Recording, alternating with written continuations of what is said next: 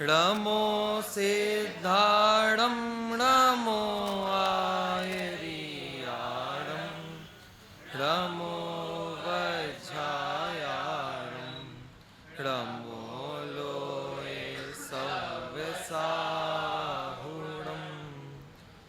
मंगलम भगवान वीरो मंगलम गौतमो गणी मंगलम कुंद कुंदार्यो जैन धर्मोस्तु मंगलम आत्मा ज्ञानम स्वयं ज्ञानम ज्ञानादन्यत् करोति किं परभावस्य कर्तात्मा मोहोऽयं व्यवहारिणाम् अज्ञानतिमिरान्धानां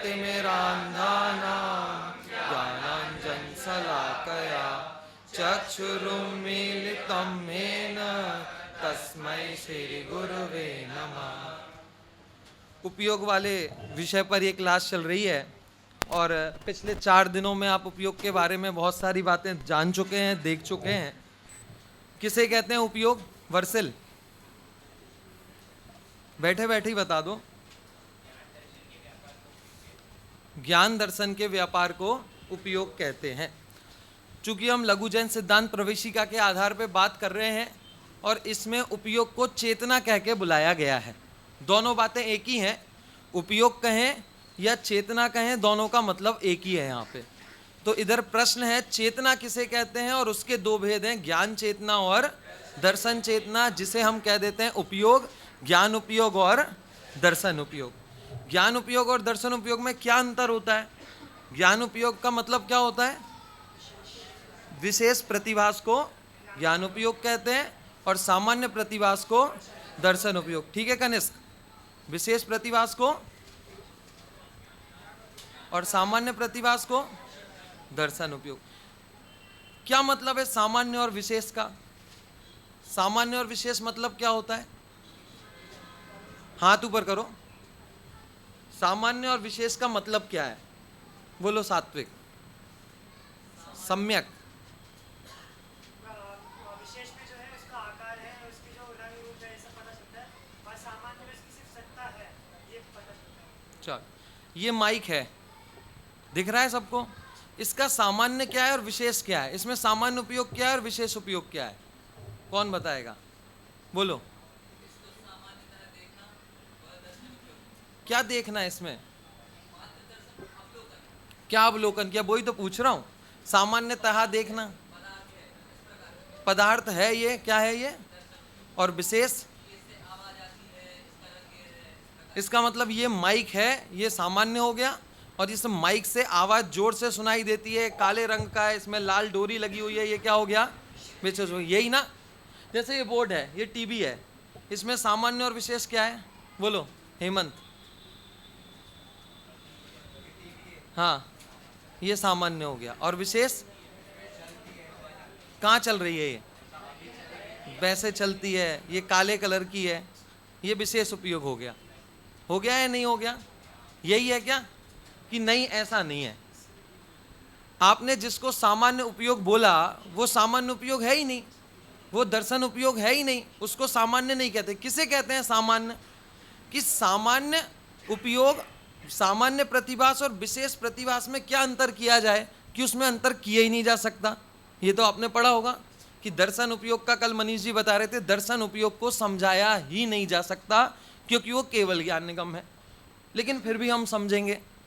क्या समझेंगे? जिसको समझाया ही नहीं जा सकता उसमें क्या समझने लायक है? कि ये समझने लायक है कि जितना हम समझ सकते हैं वो सब ज्ञान उपयोग में आता है, दर्शन उपयोग में नहीं आता। आपके सामने से एक बस निकली जिस पे लिखा है टोडामल दिगंबर जैन सिद्धांत महाविद्यालय।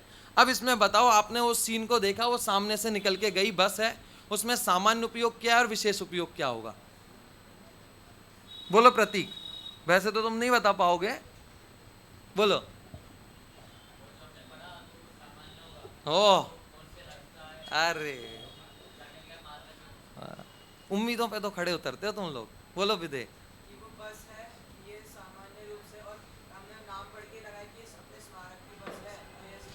तो ये सामान्य हो गया, बस है, ये सामान्य हो गया।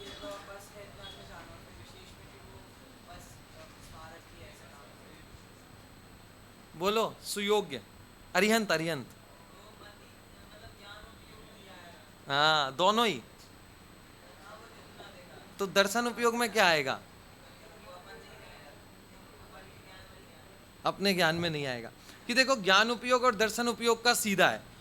आप जिस चीज की जितनी गहराई में जाते जाओगे, जितनी गहराई को आप पकड़ते जाओगे, चूंकि आपने उस गहराई को पकड़ लिया ना, आपने उस गहराई में चले गए ना, आपके ज्ञान का विषय बन गया। इसका ही मतलब क्या है कि वो ज्ञान उपयोग है। कौन सी चीज दर्शन उपयोग होगी? जो आपके ज्ञान का विषय बने ही नहीं। मैं ये कह रहा हूं कि ये माइक है, ये सामान्य दर्शन उपयोग है, और ये काले कलर का माइक है विशेष उपयोग है, ऐसा नहीं है। ये माइक है, ये भी सामान्य विशेष उपयोगी है। तो सामान्य उपयोग क्या है? कि है, सिर्फ इतना क्या कि सिर्फ है, ये सामान्य उपयोग है। और है के सामने से कुछ भी लगा दिया, इसका मतलब वो विशेष उपयोग है। जैसे ऊपर से कुछ निकल के गया, आप नीचे बैठे हैं, ऊपर से आपके ऊपर से कुछ गया, आपको नहीं पता कबूतर गया, कौआ गया, चिड़िया गई, क्या गया, लेकिन आपने सिर्फ देखा कुछ गया। ये सामान्य उपयोग है या विशेष उपयोग है? सामान्य वाले हाथ ऊपर करो और विशेष वाले हाथ ऊपर करो। पहले सामान्य वाले, 1 2 3 4। कुछ गया इतना पता है, ये नहीं पता काले रंग का कौआ गया है, पीले रंग का गया है, लाल रंग का गया है, कुछ भी गया है, बस कुछ गया है इतना पता है। इसको हम सामान्य बोले या विशेष बोले? ये कौन से वाले हाथ हैं? ये सामान्य। और विशेष में क्या होगा? बस पता चल गया विशेष वाले कौन है। तो इसका विशेष क्या लेंगे कि पता चल जाए कि कौआ गया है, कबूतर गया है, ये विशेष उपयोग कि नहीं। आपने ये जान लिया कि कुछ निकल कर गया, कुछ उड़ा। यदि आपके मन में ये प्रश्न भी आ गया ना कुछ, तो ये कुछ किस में आ जाएगा? विशेष में आ जाएगा, ज्ञान उपयोग में आ जाएगा। तो दर्शन उपयोग का क्या है कि यदि आपको पता चल गया कुछ गया, अगर कुछ शब्द भी आपको इतना पता चल गया कुछ गया, तो भी ये ज्ञान उपयोग में आ गया, दर्शन उपयोग में नहीं है। तो दर्शन उपयोग का विषय क्या है? सिर्फ है, सिर्फ सत्ता मात्र का जो ज्ञान करा है उसको क्या कहते हैं? दर्शन उपयोग। और सत्ता के आगे कुछ है, काला है, पीला है, कुछ ना पता होके भी इतना भी पता होना कि कुछ था, कुछ निकला, ये भी किसका विषय बन गया? ज्ञान उपयोग का विषय बन गया। किस में आ गया? ये मति ज्ञान में आ गया। ठीक है। तो सामान्य उपयोग मतलब जिसमें अस्तित्व मात्र का ज्ञान हो, और विशेष उपयोग अस्तित्व से आगे अगर जो भी ज्ञान होगा वो सब किस में जाएगा? विशेष में। इसके लिए और शब्द भी मिलते हैं। एक तो हो गया सामान्य विशेष, एक हो गया साकार और निराकार, है ना। साकार उपयोग को क्या कहते हैं?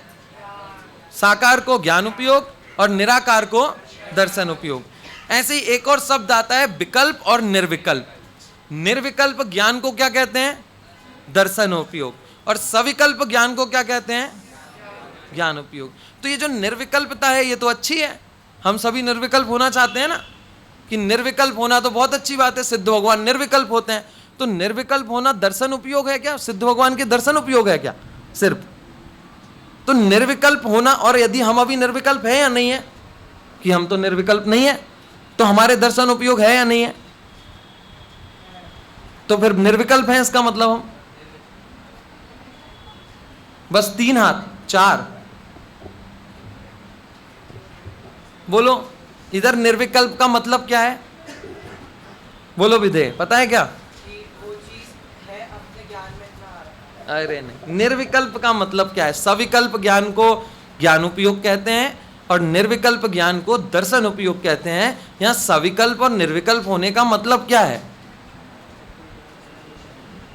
बोलो अरिहंत। निर्विचार।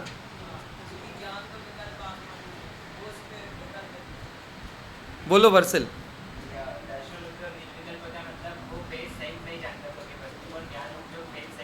हाँ, क्या अंतर है कि विकल्प का मतलब होता है भेद। जब आपको विकल्प मतलब कि इसमें 2 भेद हैं। जब हम किसी चीज को विकल्प सहित जानते हैं, सविकल्प जानते हैं, मतलब उसके भेद सहित जान रहे हैं। और निर्विकल्प का मतलब है उसको अभेद जानना, उसमें भेद नहीं पड़ते, सिर्फ अस्तित्व का ज्ञान होता है। कुछ है, ये है, काले रंग का है, पीले रंग का है, नीले रंग का है, इस रस का है, इस वर्ण का है, ये वाला स्पर्श है, हल्का है, भारी है, रूखा है। ये सब कौन सा हो गया? सविकल्प हो गया, क्योंकि इसमें भेद पड़ गया ना। और निर्विकल्प यानी सिर्फ कुछ नहीं, अस्तित्व मात्र। तो निर्विकल्प होना ज्ञान उपयोग है, दर्शन उपयोग है, और सर्वविकल्प होना ज्ञान उपयोग है। ठीक है, ये सारी चीजें किस में जा रही हैं? सब की सब जो भी चीजें हम जानते हैं, जितना भी सूक्ष्म हम जान सकें, गहरे से गहरा, वो सब किस में जाएगा? ज्ञान उपयोग में। ज्ञान उपयोग का मतलब कि मति ज्ञान में, श्रुत ज्ञान में। मति ज्ञान के 4 भेद आपने पढ़े हैं? कौन से होते हैं मति ज्ञान के 4 वेद? फिर से बोलो, एक और बार।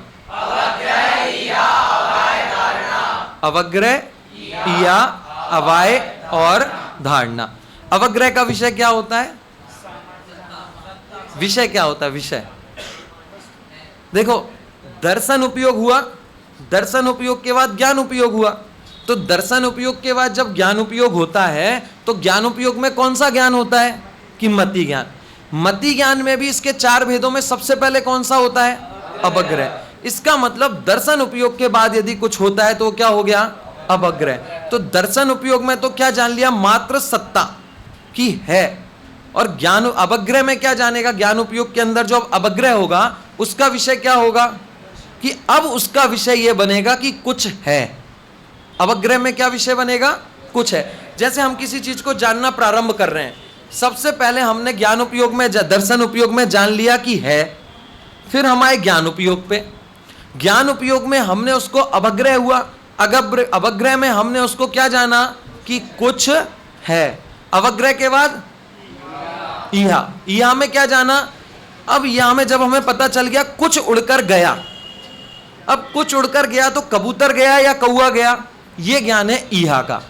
कि अब अंदर में प्रश्न उठ रहा है, संशय नहीं हो रहा है, प्रश्न उठ रहा है कि मैंने जो देखा जाते हुए वो क्या था?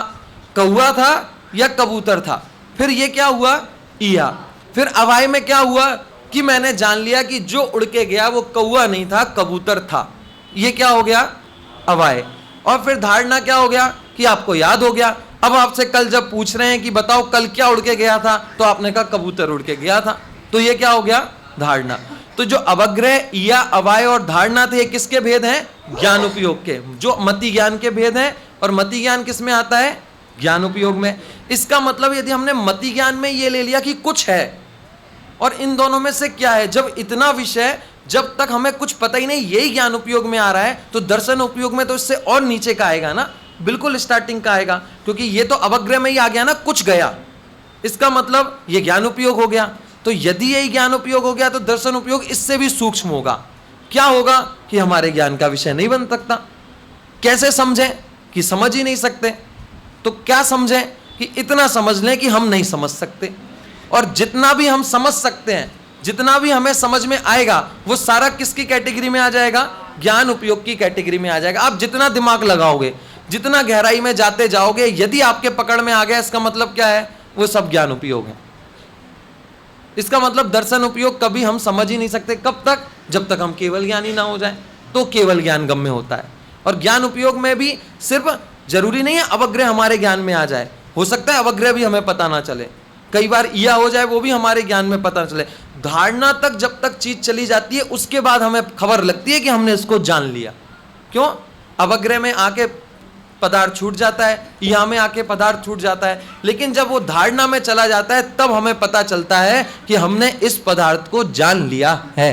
फिर हमें वो धारणा में वो पदार्थ क्या होता है? हमेशा के लिए बना रहता है। और कई पदार्थों का ऐसा होता है कि हमने पदार्थों का दर्शन उपयोग तो कर लिया और ज्ञान उपयोग हुआ ही नहीं, वो वहीं छूट जाते हैं। जरूरी नहीं है कि जिस पदार्थ का दर्शन उपयोग हो गया हो उसका ज्ञान उपयोग भी हो जाए।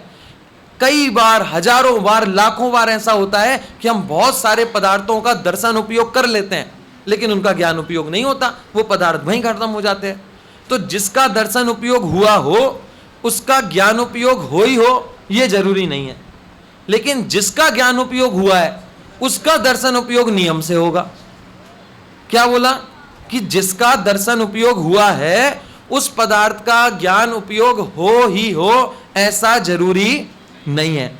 लेकिन जिसका ज्ञान उपयोग हो गया, उस पदार्थ का दर्शन उपयोग हुआ था या नहीं हुआ होगा? कि नियम से उस पदार्थ का दर्शन उपयोग हुआ ही हुआ होगा। ठीक है, तो ये तो हो गया ज्ञान उपयोग और दर्शन उपयोग में भेद। दर्शन उपयोग के कितने भेद बताए? यहां पे किताब लेके बैठे हो ना सब? चलो, दर्शन उपयोग के कितने भेद हैं? कौन कौन से? देखो, चक्षु, अचक्षु, अवधि और केवल दर्शन, 4 भेद हो गए। चक्षु, अचक्षु, अवधि और केवल। परिभाषा इनकी बिल्कुल इतने अच्छे से निपटा दी कि केवल दर्शन के पहले होने वाला, केवल ज्ञान के पहले होने वाला केवल दर्शन। ऐसा क्या बोला? साथ साथ होने वाला। क्योंकि क्या बात है कि केवल ज्ञान में केवल दर्शन और केवल ज्ञान दोनों साथ साथ होते हैं। ये परिभाषाएं 4 वेद तो आप खुद पढ़ लोगे। मेन इंपॉर्टेंट बात इसमें ये जो प्रश्न उठाया कि दर्शन चेतना कब उत्पन्न होती है वाला प्रश्न पढ़ो। प्रश्न नंबर 82, दर्शन चेतना कब उत्पन्न होती है? पढ़ो। दर्शन चेतना छद्मस्त जीवों को ज्ञान के पहले और केवल ज्ञानियों को ज्ञान के साथ साथ होती है। एक और बार। दर्शन चेतना छद्मस्त जीवों को ज्ञान से पहले और केवल ज्ञानियों को ज्ञान के साथ साथ होती है। समझ में आ गया? छद्मस्त मतलब कल बताया था, क्या बताया था छद्मस्त का मतलब? हाँ, छद्म यानी ज्ञानावरण और दर्शनावरण। छद मस्त, मस्त यानी उसमें मस्त हो गया है, स्थित हो गया है, उसको क्या बोलते हैं? जो ज्ञानावरण और दर्शनावरण से युक्त है, जो ज्ञानावरण और दर्शनावरण में मस्त है, उसको क्या बोलते हैं? छद्मस्त।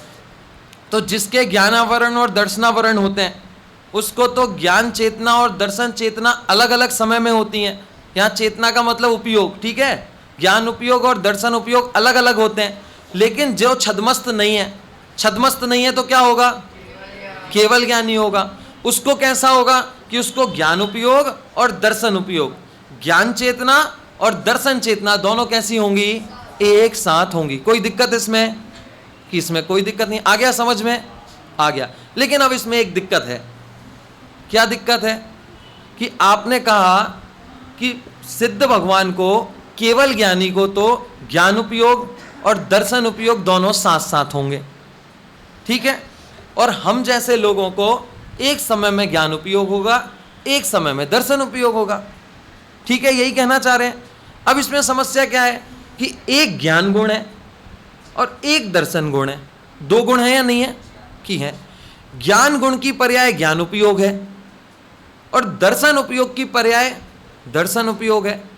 यदि आप ये कह रहे हो कि एक समय में सिर्फ ज्ञान उपयोगी होगा, अगले समय में दर्शन उपयोग होगा, तो जिस समय दर्शन उपयोग हो रहा है उस समय ज्ञान गुण की कौन सी पर्याय है?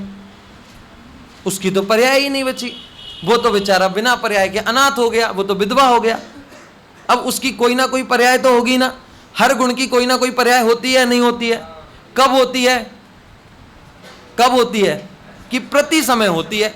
हर समय एक गुण की एक पर्याय होने का नियम है। तो जब आपके ज्ञान उपयोग चल रहा है, अभी मुझे ज्ञान उपयोग चल रहा है, इसका मतलब क्या? अभी दर्शन उपयोग नहीं है। तो मेरा दर्शन गुण क्या काम कर रहा है? बेचारी की पर्याय कहाँ गई? उसकी भी तो कोई पर्याय होगी। सिद्ध भगवान को तो ठीक है, दोनों की एक एक पर्याय एक साथ है।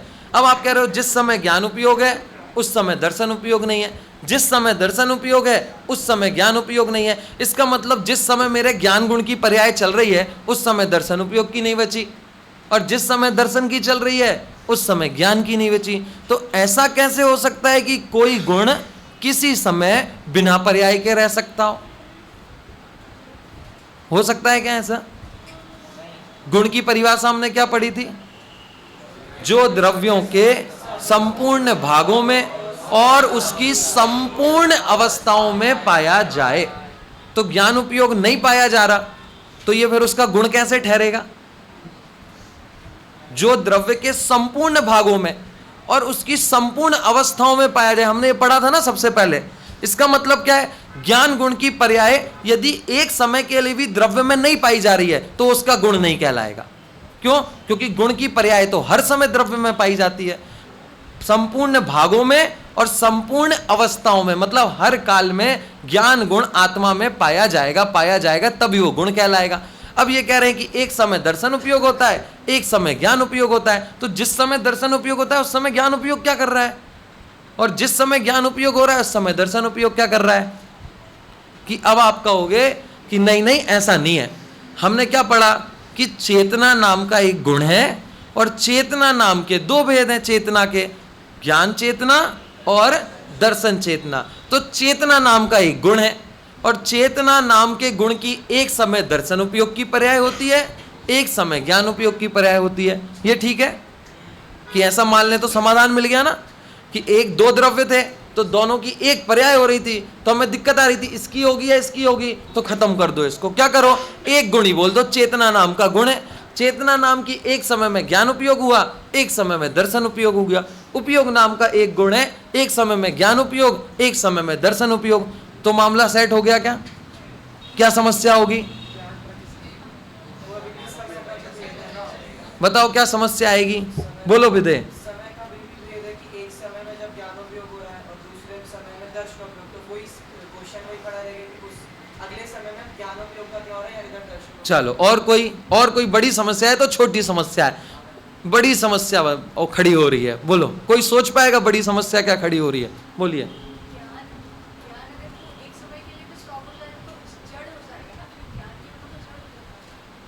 ये भी कोई समस्या नहीं है। दोनों को एक मान लिया जाए, ज्ञान गुण और दर्शन गुण को एक मान लो कि एक चेतना गुण है, तो क्या समस्या खड़ी हो रही है? समाधान मिल तो रहा है कि पर कोई दिक्कत नहीं है। कोई सोच पा रहा है, बोलो। सात्विक क्या हो जाएगा? अरे अगुरु लघुत्व गुण का तो तब हो जब पहले दो थे और फिर हमने एक कर दिया हो, कि हमने एक गुण को दूसरे गुण में। हम तो कह रहे हैं अनादिकाल से एक ही है, तो क्या दिक्कत है, बोलो। जो ज्ञान में आ रहा है वो शब्द हाय हाय, देखो सबसे बड़ी समस्या यह है कि अभी समस्या थी कि छद्मस्त को कैसे होगा, इसलिए इसका समाधान निकालने के लिए आपने कह दिया कि एक गुण है और उसकी दो पर्याय, एक समय ज्ञान उपयोग, एक समय दर्शन। यहां तो प्रॉब्लम सॉल्व हो गई, लेकिन सिद्धों में खड़ी हो गई कि एक गुण है और ज्ञान और दर्शन दोनों साथ साथ हो रहे हैं, तो एक गुण की दो पर्याय कहां से आ गई? समस्या क्या खड़ी हो रही है कि हमारा तो हमने निपटा लिया कि भैया हमारा सेट हो गया, तुम अपना देख लो। अब सिद्ध भगवान कह रहे हैं तुमने गुण तो एक बना दिया, पर्याय में दो लोग के बैठा हूं, अब मैं क्या करूं, किसकी कहूं इसको कि एक गुण की दो पर्याय हो सकती हैं क्या? कि नहीं हो सकती, एक गुण की तो एक ही पर्याय होगी। तो अब ये कैसे बैठेगा कि इसके दो उपाय हैं। मैं आपको दो समाधान इसके जो मिलते हैं वो बताता हूं, ठीक है। पहला समाधान तो यह है कि जिस समय जब ऐसा कहा जाए कि एक समय दर्शन उपयोग हो रहा है और एक समय ज्ञान उपयोग हो रहा है, तो ये मेरे दर्शन और ज्ञान की अपेक्षा नहीं कहा जाता, ये पदार्थों की अपेक्षा कहा जाता है कि जिस समय इसका ज्ञान उपयोग होगा उसके अगले समय इसका दर्शन उपयोग होगा। दर्शन उपयोग होगा, फिर अगले समय दर्शन उपयोग होगा। तो पदार्थ की अपेक्षा से यह भेद है, जिस समय मैं इसका दर्शन उपयोग कर रहा हूं उस समय मेरा ज्ञान उपयोग है या नहीं? कि है। क्या कि इससे पहले मैंने माइक का, इस मार्कर का दर्शन उपयोग किया था, तो इस समय मैंने इस माइक का क्या किया? ज्ञान उपयोग। इस मोबाइल का क्या किया? दर्शन उपयोग। अब अगले समय में क्या है कि इसका हुआ ज्ञान उपयोग और इस माइक का हो गया दर्शन उपयोग। फिर क्या हुआ? इसका तो ज्ञान उपयोग हो गया, अब इसका चल रहा है ज्ञान उपयोग और ये नया माइक आ गया, इसका हो गया दर्शन उपयोग। तो एक समय में एक पदार्थ का ज्ञान उपयोग चल रहा है और उसके अगले समय में भी तो मैं दूसरा पदार्थ जानूंगा ना, तो उसका क्या चल रहा है? दर्शन उपयोग चल रहा है। तो ज्ञान उपयोग दर्शन उपयोग एक समय में एक ही होता है का मतलब एक पदार्थ का ज्ञान उपयोग एक समय में होगा, दर्शन उपयोग एक समय होगा। मेरे अंदर ज्ञान उपयोग और दर्शन उपयोग एक एक करके होंगे ऐसा नहीं है। क्या होगा कि पदार्थ संबंधी है, ये पदार्थ है, जिस समय इसका ज्ञान उपयोग होगा उस समय दर्शन उपयोग नहीं होगा, जिस समय दर्शन उपयोग होगा उसका ज्ञान उपयोग नहीं होगा। लेकिन मैं सिर्फ इसी पदार्थ को थोड़ी ना जानता हूं, मैं तो दुनिया भर के पदार्थों को जानता हूं। तब जिसका इसका ज्ञान उपयोग चल रहा है तब अन्य का दर्शन उपयोग चल रहा है, जब अन्य का दर्शन उपयोग चल रहा है तब बहुत सारों का ज्ञान उपयोग भी चल रहा है। तो एक समाधान तो ये हो गया, इससे सेट हो गया ना कि सिद्धों में भी कोई दिक्कत नहीं आई और मेरे अंदर भी ज्ञान उपयोग और दर्शन उपयोग दोनों एक साथ मेरे अंदर हो गए। ठीक है, एक तो ये जवाब, लेकिन ये जवाब उतना अच्छा नहीं है। जवाब तो ये भी है, देखो दोनों तरीके के जवाब मिलते हैं, एक ये जवाब भी है, इस तरीके से भी प्रॉब्लम सॉल्व हो गई, लेकिन इस जवाब को उतना सर्वसम्मति प्राप्त नहीं है जितना दूसरे को है। दूसरा जवाब क्या है? दूसरा जवाब यह है कि जिस समय वो कह रहे हैं कि ऐसा नहीं है पदार्थ के संबंध में, वो कह रहे हैं आत्मा से इसका संबंध है। जिस समय मैं ज्ञान उपयोग करता हूं उस समय मैं ही दर्शन उपयोग किसी का भी नहीं कर सकता, और जिस समय मैं अपना दर्शन उपयोग करता हूं उस समय मैं किसी भी चीज का ज्ञान उपयोग नहीं कर सकता। तो समस्या फिर वही हो गई हमने पदार्थों की अपेक्षा इसका समाधान दिया था, फिर एक दूसरा पक्ष कह रहा है कि नहीं नहीं, ये पदार्थों की अपेक्षा तो तुमने नया निकाल लिया, ऐसा तो था ही नहीं, पदार्थ की अपेक्षा कुछ था ही नहीं। वो तो ऐसा था कि आत्मा एक समय में ज्ञान उपयोग करता है, एक समय में दर्शन उपयोग करता है। तो इसका समाधान क्या दिया?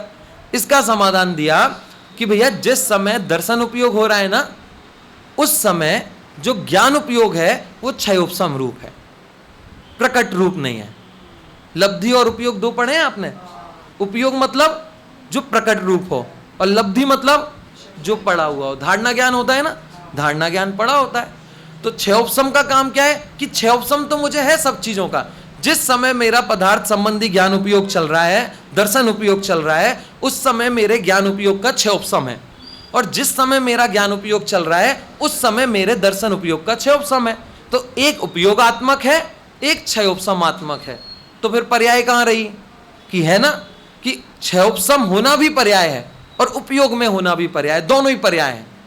यदि ज्ञान क्षयोपशम रूप है तो भी वो पर्याय है, और उपयोग रूप है तो भी वो पर्याय है।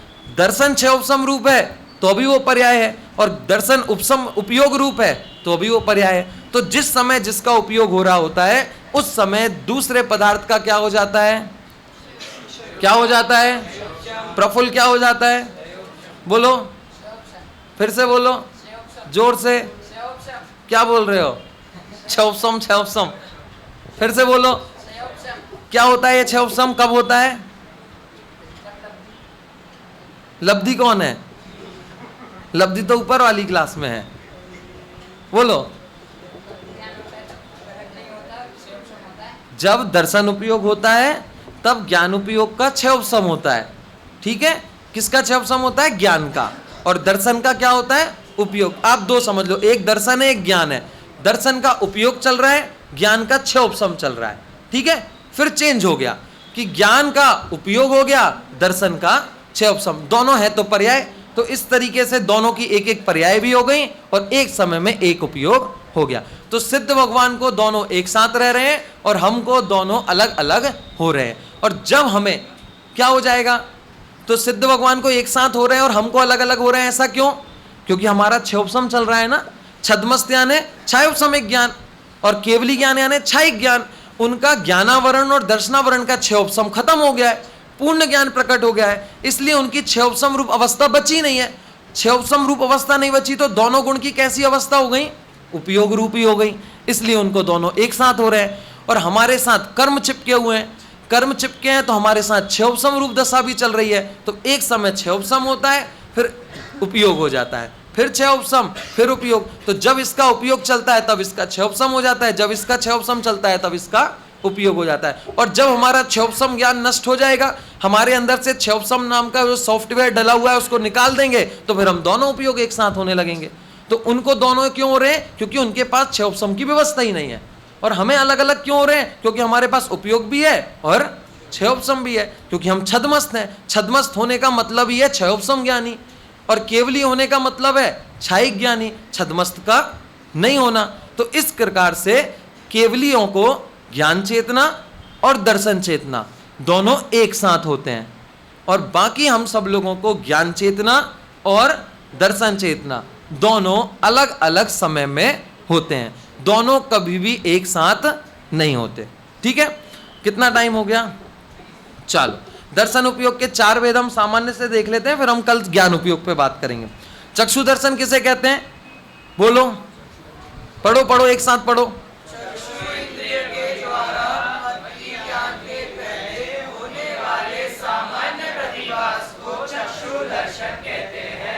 ठीक है, क्या हो गया? मति ज्ञान से पहले होने वाले चक्षु इंद्रिय के द्वारा होने वाला जो सामान्य प्रतिभास है वो कौन सा दर्शन है? चक्षु दर्शन। ज्ञान याद करते रहे ना, उसके पीछे कौन सा ज्ञान हो रहा है, क्योंकि मैं वो ही समझा रहा हूं। इसके कौन से ज्ञान से पहले हो रहा है चक्षु दर्शन? मति ज्ञान। मति ज्ञान से पहले कौन सा दर्शन हो गया? चक्षु दर्शन। ठीक है, इसका मतलब चक्षु दर्शन के बाद कौन सा उपयोग होगा? कौन सा ज्ञान उपयोग होगा? मति ज्ञान उपयोग होगा। फिक्स हो गया? ठीक है, तो अगला पढ़ो। चक्षु दर्शन किसे कहते हैं?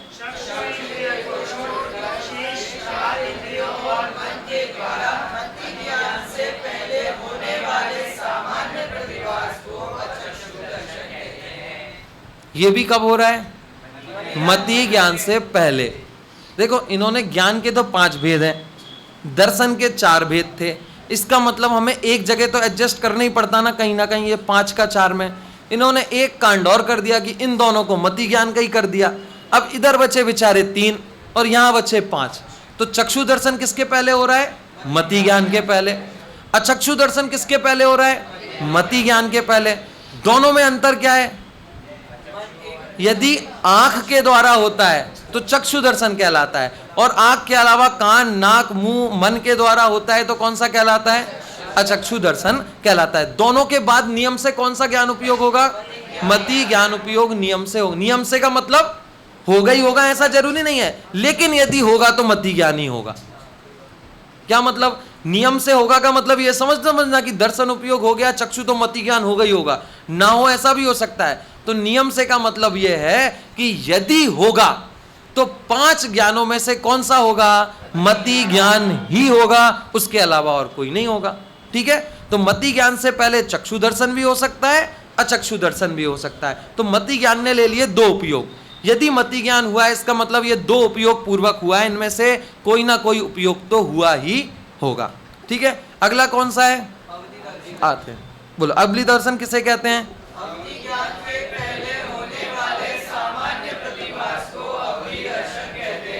ठीक है, अवधि ज्ञान के पहले होने वाले सामान्य। तो ये तो जोड़ी है इनकी, अवधि अवधि, इन दोनों ने एक दूसरे को सेट कर लिया है कि तुम्हारे पहले मैं आऊंगा, मेरे बाद तुम हो जाना, तो इनका लफड़ा खत्म। अगला कौन सा है? केवल दर्शन। केवल दर्शन की परिभाषा पढ़ो।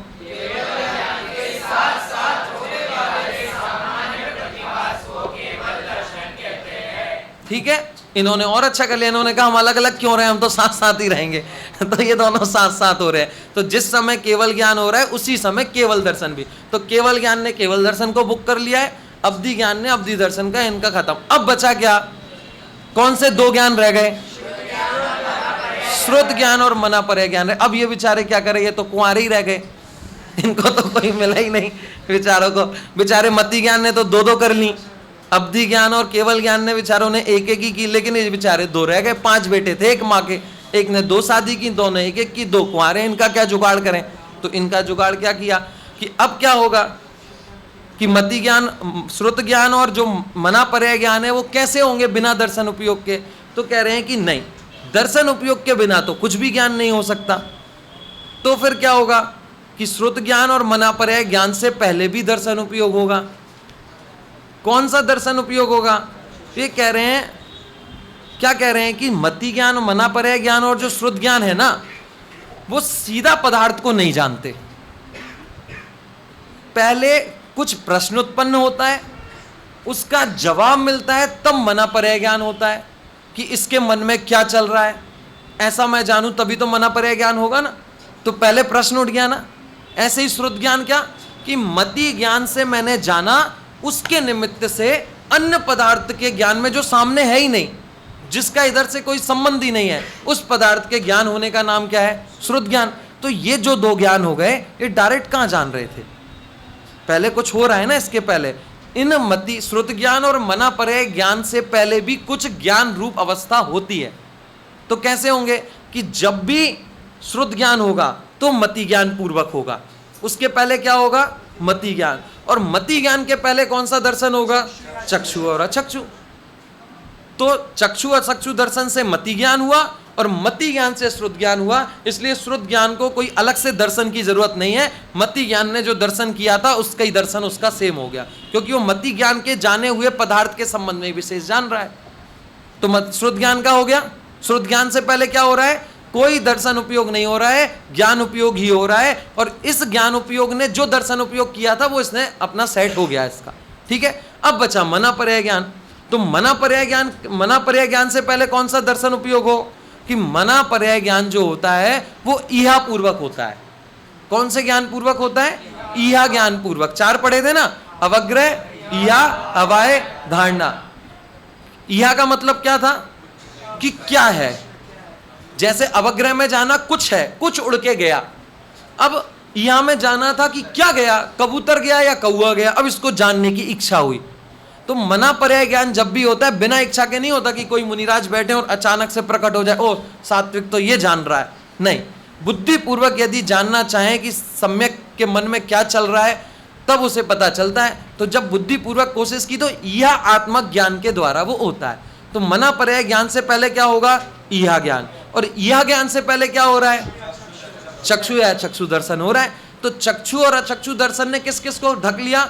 मति ज्ञान को भी ढक लिया, श्रुत ज्ञान में भी कर लो और मना पर्याय ज्ञान में भी, और अब्धि ज्ञान और केवल ज्ञान ने दोनों के अपने अपने दर्शन कर लिए। तो इस प्रकार 5 ज्ञान हो गए और 4 दर्शन हो गए। तो ज्ञान उपयोग और दर्शन उपयोग की जोड़ियां बन गई, तो सबने अपना परिवार ऐसे बसा लिया। अब ज्ञान उपयोग की बात आई कि 5 ज्ञान उपयोग होते हैं। अब ये जो ज्ञान उपयोग की चर्चा है ना, इसमें जो मति ज्ञान है और जो श्रुत ज्ञान है, वास्तव में ये भी बहुत जटिल विषय है। अगर उपयोग में सबसे ज्यादा समझने योग्य कोई चीज है ना, तो बस यही समझ लो कि मति ज्ञान में और श्रुत ज्ञान में क्या अंतर है, तो सारा काम हो जाए। वो मति ज्ञान और श्रुत ज्ञान को कहाँ रोक दें कि ये मति ज्ञान और यहां से ज्यादा आगे का क्या चालू हो रहा है? श्रुत ज्ञान चालू हो रहा है। इसके बीच में ही सारी लड़ाई है। तो हम कल से अब ज्ञान उपयोग पे आएंगे। दर्शन उपयोग हो गए, दर्शन उपयोग के 4 भेद हो गए। अब कल से ज्ञान उपयोग की चर्चा करेंगे। बैठ जाओ अभी, बंद मत करो, बोलो। जैसे दर्शनोपयोग हुआ, ज्ञानोपयोग नहीं हुआ, तो फिर उस दर्शनोपयोग का नाम क्या देंगे? दर्शन उपयोगी। सामान्य। हाँ, 4 वेदों में कहीं नहीं आएगा। नहीं आएगा। 4 वेदों में तो तब आएगा जब वो उसके मति ज्ञान में जाए। किसी ने दर्शन उपयोग किया और दर्शन उपयोग करके ही छोड़ दिया, अब उसका ज्ञान उपयोग उसने इंटरेस्ट ही नहीं लिया। बहुत सारी चीजें होती है ना, कुछ सामने से गया, जरूरी थोड़ी ना हर बात के बारे में आपको जानना होता है कि कई बात को हम इग्नोर मार देते हैं, ठीक है कुछ गया होगा। किसी को जानने की इच्छा होती है, किसी को जानने की इच्छा नहीं होती है। कोई अकेला अवग्रह पे छोड़ देता है, कोई अवग्रह के आगे ईया अवाय धारणा पे भी जाता है। तो सबका अवग्रह होने के बाद भी ईया अवाय धारणा हो ये जरूरी नहीं है, अवाय के बाद भी धारणा हो ये जरूरी नहीं है, धारणा के बाद भी श्रुत ज्ञान हो ये जरूरी नहीं है। तो ये कहीं पर भी कोई भी रुक सकता है। लेकिन यदि धारणा हुई है तो अवग्रह या अवाय पूर्वक ही हुई होगी। बोलो। ये भी धारणा के बाद शुद्ध ज्ञान होगा। हाँ, धारणा। शुद्ध ज्ञान पहले होना चाहिए ना, कुछ चीज बारे में विशेष जाना, तब वो धारणा बैठेगी। पहले धारणा बैठ जाए शुद्ध ज्ञान कैसे? वही तो कल पढ़ेंगे। वही तो बोला मति ज्ञान और श्रुत ज्ञान की धारणा तक का विषय क्या? स्मृति और प्रत्यभिज्ञान जो आपने पढ़े हैं वो भी श्रुत मति ज्ञान में ही आता है। स्मृति, प्रत्यभिज्ञान, तर्क, अनुमान और आगम श्रुत ज्ञान में आता है। तो वो तो बहुत लास्ट में है, तो उसकी चर्चा हम कल करेंगे। ठीक है? और किसी को कोई प्रश्न है? नहीं है चेतन? तुमको? ऋषभ? नहीं है? पक्का? बोलो।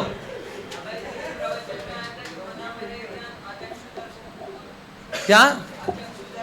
हाँ, तो चक्षु दर्शन मना पर्याय वाला जब मन की बात जान रहा है तो उसको चक्षु इंद्रिय से कैसे जानेगा? अचक्षु दर्शन ही होगा ना। चक्षु और अचक्षु में क्या था? जब हम किसी पदार्थ को चक्षु इंद्रिय के द्वारा जानेंगे तब चक्षु दर्शन होगा। मना पर्याय ज्ञान में क्या कर रहे हैं? दूसरे को मन को जान रहे हैं, तो मन किस में आएगा? अचक्षु दर्शन में। तो पहले अचक्षु दर्शन होगा, फिर अवग्रह होगा, फिर ईया होगा और फिर मना पर्याय ज्ञान होगा। तो मना पर्याय ज्ञान किस में आएगा? अचक्षु दर्शन में। चलिए ठीक है, एक साथ बोलिए।